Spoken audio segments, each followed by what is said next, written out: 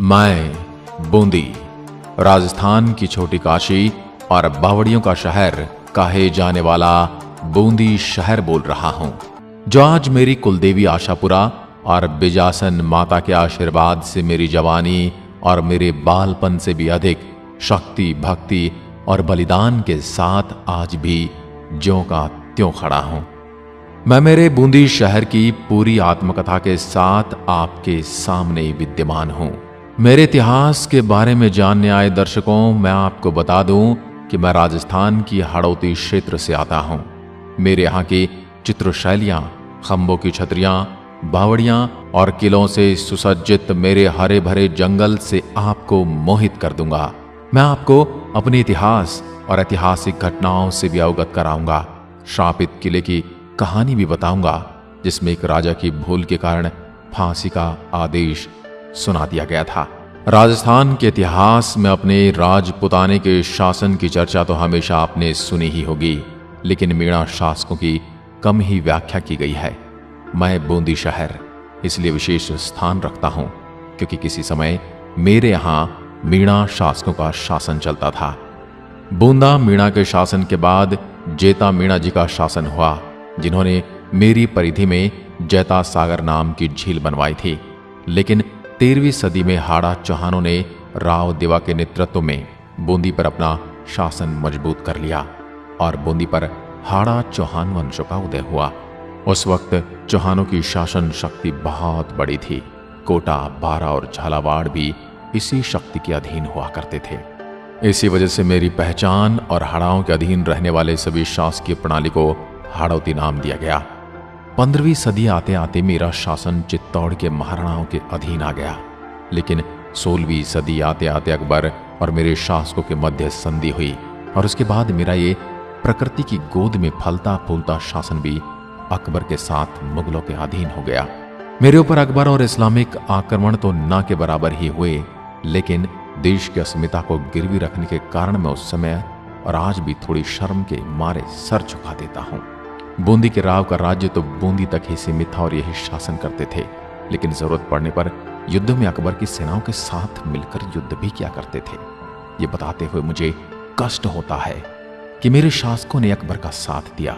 अकबर के बाद जब जहांगीर का शासन आया तो मेरी परिधि को चीर कर 2 फाड़ कर दिया गया और 2 हाड़ा भाइयों में बांट दिया गया। एक भाई को कोटा रियासत मिली और दूसरे भाई को बूंदी रियासत का कार्यभार मिला, जिनका नाम था राव राजा अनिरुद्ध सिंह। उनके शासन में मैं फलने फूलने लगा।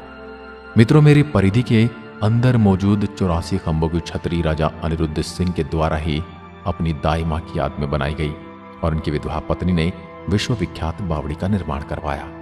तारागढ़ किले में मौजूद राव राजा अनिरुद्ध सिंह जी का खूबसूरत महल भी इन्होंने ही निर्माण करवाया था। और 17वीं सदी में मेरी चित्रकला के मामले में विश्व में छवि बने, जो आज भी आप महलों और अन्य प्रकार की दीवारों पर टंगे देख सकते हैं। फिर 18वीं सदी आते आते मेरे सुंदर शहर को जैसे किसी की नजर लग गई। मुगलों से करीबी के कारण मेरे शासन पर मराठाओं की नजर हमेशा टेढ़ी रहती थी। उसका कारण यह था कि कभी भी युद्ध में सहायता के लिए मुगलों के साथ बूंदी को शासन प्रणाली को देना पड़ता था। बूंदी और मराठाओं के बीच कई बार भयंकर युद्ध हुए। बूंदी राजस्थान का सबसे पहला शासन था जहां पर मराठाओं ने आक्रमण किया था। अपने स्टैटिक लोकेशन की वजह से कई युद्ध झेलने पड़े। ताबड़तोड़ हमलों और भयंकर युद्ध का गवाह रहा मैं आज भी ज्यों का त्यों खड़ा हूं। फिर समय गुजरते देर न लगी। जनता के भारी दबाव और नाराजगी के बावजूद मेरे शासकों ने अंग्रेजों से संधि कर ली और मेरे शासकों ने एक बार फिर फिरंगियों की गुलामी स्वीकार कर ली। फिर समय आया 1923 का और मेरी जनता के द्वारा अंग्रेजों के विरुद्ध के साहसिक और भयंकर विरोध रूपी बूंदी किसान आंदोलन हुआ। जिस आंदोलन के दौरान 2 अप्रैल 1923 को हुए हाबी कांड ने पूरे देश में हो रहे अंग्रेजों के विरोध आंदोलन में आग में घी जैसा काम किया। मैं उस दिन खून के आंसू रोने लगा, क्योंकि आंदोलन में झंडा गीत गा रहे क्रांतिकारियों और आंदोलनकारियों पर गोलियां चलाई गई, जिसमें नानक भील शहीद हुए। फिर आया सन 1947। भारत स्वतंत्र हुआ और राज्यों और शासन को भारत में शामिल किया जाने लगा। कई रियासतों में बसे इस राज्य को राजस्थान राज्य बनाया गया और तारीख आई 24 मार्च 1948। उस दिन मुझे और मेरे पूरे शासन को राजस्थान में शामिल कर लिया गया और खूबसूरत नक्काशी से बनी बावड़ियों का यह शहर बन गया राजस्थान का बूंदी जिला। मेरे जिले की सीमाएं मिलती हैं चित्तौड़गढ़, टोंक, कोटा और भीलवाड़ा से। टाइगर यानी चीता को अपनी आंखों से देखने के शौकीन मुझे देखने जरूर आए। मेरे यहाँ मौजूद है Ranthambore tiger reserve, Mukundra tiger reserve, Ramgarh Vishdhari, Chambal घड़ियाल एवं ज्वार सागर अभ्यारण्य।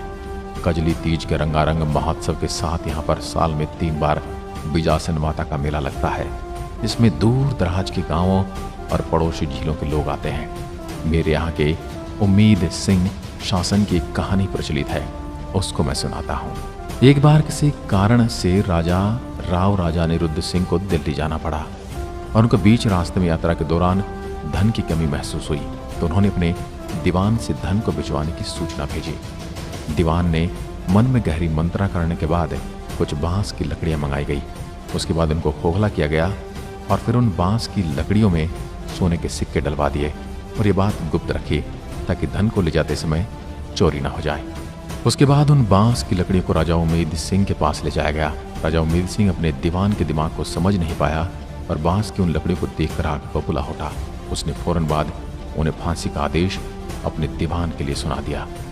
राजा उम्मीद सिंह को पूरे मामले को समझने में देर हो गई। तब तक समझ आया तब तक दीवान को फांसी दे दी गई थी और उनकी विधवा पत्नी से सतियों की रीति निभाते हुए सती हो गई। लेकिन जाते जाते उस सती स्त्री ने श्राप दिया था कि वो श्राप आप भी तारागढ़ किले पर अपनी छाया दिखाता है। इस कहानी में कितनी सत्यता है मैं जानता हूं, लेकिन मैं बता नहीं सकता क्योंकि मुझे वही बताना होता है जो समाज सुनना चाहता है या समाज में चलता है। मेरे यहाँ घूमने और प्रकृति का आनंद लेने के लिए बहुत जगह हैं। उनमें प्रमुख हैं सुख महल, शारबाग, रानी जी की बावड़ी, दबईन कुंड, नगर सागर कुंड, तारागढ़ किला, 84 पिलर, सोनेटॉफ, जैत सागर झील, नवल सागर झील, कनक सागर झील, रामगढ़ विषधारी वन्यजीव अभ्यारण्य, फूल सागर, गढ़ पैलेस, बादल महल, हाथी पोल, चित्र महल, मैं बूंदी। मेरे नाम को लेकर इतिहासकारों में मतभेद है। कुछ का कहना है कि मेरी स्थापना बूंदा मीणा ने की थी, इसलिए मेरा नाम बूंदी हुआ, और कुछ इतिहासकारों का यह भी कहना है कि बूंदी की स्थापना राव देवाहाड़ा ने की थी। बूंदा नाल के नाम पर उसका नाम बूंदी रखा गया। राजस्थान का नाम सुनते ही दिमाग में रेतीले टीले लाने वाले महानुभाव को मैं एक बार यहां जरूर बुलाना चाहूंगा। हिमालय जैसी सुंदरता, हरे भरे जंगलों और वन्य जीव से भरा मैं बूंदी जिला आपके स्वागत के लिए तैयार हूं और आपकी इस धारणा को भी बदलने के लिए तैयार हूं कि राजस्थान सिर्फ रेत के टीलों का राज्य है। 5776 वर्ग किलोमीटर में फैला मेरा क्षेत्र, उसमें से केवल वन्य क्षेत्र ही 1495.65 वर्ग किलोमीटर तक फैला हुआ है। मेरे अंदर की प्रमुख नदियां और तालाब, घोड़ा पछाड़ नदी मेरे यहाँ की एक झील से निकलकर सांगवाड़ा बूंदी में मांगली नदी में मिल जाती है। दुगारी झील के नाम से जाने जाने वाले नवल सागर नौलखा उम्मेद सिंह द्वारा निर्मित है। इसे कनक सागर भी कहते हैं। मेज नदी पर बने घोड़ा सिंचाई परियोजना में मैं परिपूर्ण हो जाता हूँ। 2011 की जनगणना के अनुसार मेरे पूरे जिले में लगभग 11 लाख से ज्यादा लोग बसते हैं। मैं अपनी कुछ विशेषताएं बताऊं तो सन 1822 में सती प्रथा पर पूर्णतः रोक लगाने वाला मैं पहला शासन था। राजस्थान राज्य की एकमात्र चीनी मिल 1965 में मेरे ही अंदर स्थापित की गई थी। मेरे यहाँ की चित्रशैली बड़ी मशहूर है। भित्ति चित्रों का स्वर्ग कहलाती है बूंदी। बूंदी चित्रशैली का प्रारंभ सुरजन सिंह हाड़ा से माना जाता है। बूंदी शैली में सर्वाधिक पशु पक्षियों का चित्रण हुआ, इसलिए इसे पक्षी शैली भी कहा जाता है। वर्षा में नाचता हुआ मोर इस शैली की प्रमुख विशेषता है। इस शैली में चित्र बनाने के लिए उम्मेद सिंह ने बूंदी में चित्रशाला की स्थापना की थी। बूंदी चित्रकला शैली के प्रमुख चित्रकार रामलाल, सुरजन और अहमद अली इत्यादि थे। जमीन के अंदर बसे स्वर्ग या राजमहल सा प्रतीत होने वाली रानी जी की बावड़ी के पास जाकर आपको ऐसा प्रतीत होगा मानो बावड़ियों और प्राचीन निर्माणों पर ध्यान न देते हुए हमेशा ताजमहल और लुटेरों और आक्रमणकारियों द्वारा बदलाव करके नामों को परिवर्तित करने वाले निर्माणों को ही अपना ध्यान केंद्रित किया है। और आज मुझे खुद अपनी परिधि में मौजूद इस बावड़ी की व्याख्या आपके सामने करनी पड़ती। न जाने कौन सा इतिहास मेरे वीरों को पढ़ाया गया है कि वो अपने इतिहास को छोड़कर एक लीपा पोती वाले इतिहास के पढ़ने में लगे हैं। बूंदी शहर की कलात्मक बावड़ियों एवं कुंडों में राव राजा अनिरुद्ध सिंह की विधवा रानी नाथावत द्वारा 1699 ईस्वी में निर्मित शहर के मध्य स्थित रानी जी की बावड़ी सिरमौर है। बावड़ी में ऊपर से नीचे की ओर जाते हुए करीब 150 सीढ़ियों के बाद जलकुंड आता है। स्थापत्य, मूर्ति, शिल्प, बनावट, सीढ़ियां, मध्य में बना हाथियों का तोरण द्वार, ऊपर बनी छतरियां तथा दीवारों में बने देवी देवताओं की मूर्तियां बावड़ी की विशेषताएं हैं। शहर में और भी कई बावड़ियां बनी हैं। 84 खंभों की छतरी। बूंदी के पर्यटक स्थलों में 84 खंभों की छतरी स्मारक दर्शनीय है। बूंदी में ही देवपुरा के समीप स्थित कलात्मक छतरी का निर्माण 1684 ईस्वी में धाबई देव की स्मृति में करवाया गया था। देवा राव राजा अनिरुद्ध शाह का धाबई था। 3 मंजिल की छतरी 84 खंभों पर बनी है एवं स्थापत्य कला का दर्शनीय नमूना है। तारागढ़ का तिलिस्मी किला। सन 1354 ईस्वी राव बरसिंह ने इसका निर्माण करवाया। ये दुर्ग 1426 फीट ऊंची पहाड़ी पर स्थित है। इस दुर्ग का एक नक्शा सिटी पैलेस जयपुर में रखा हुआ है। इस दुर्ग में एकमात्र भीम बुर्ज स्थित है। तारे के आकार में बने इस किले को तारागढ़ इसलिए इसका नाम पड़ा। मेरी यात्रा करने वालों के लिए सबसे नजदीकी एयरपोर्ट कोटा में स्थित है। कोटा से रोड के माध्यम से यात्रा करने पर कोटा से मेरी दूरी लगभग 40 किलोमीटर है। वहीं जयपुर से मेरी दूरी लगभग 220 किलोमीटर पड़ती है। देश की राजधानी दिल्ली से मेरी दूरी 487 किलोमीटर है। वहीं उदयपुर से मेरी दूरी 264 किलोमीटर पड़ती है। बहुत से शहरों से मेरे शहर के लिए सीधी ट्रेन उपलब्ध है, परंतु अगर आपको सीधे बूंदी के लिए ट्रेन नहीं मिले तो आप कोटा तक ट्रेन से सफर करके कोटा से बूंदी रोड के माध्यम से आ सकते हैं। मैं बूंदी आपका स्वागत करता हूं। अपनी पल के बिछाए।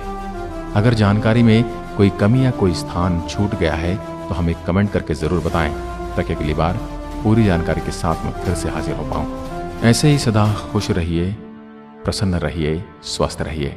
एक बार फिर मिलते हैं एक और ऐसी ही ऐतिहासिक नगरी के साथ। तब तक के लिए नमस्कार।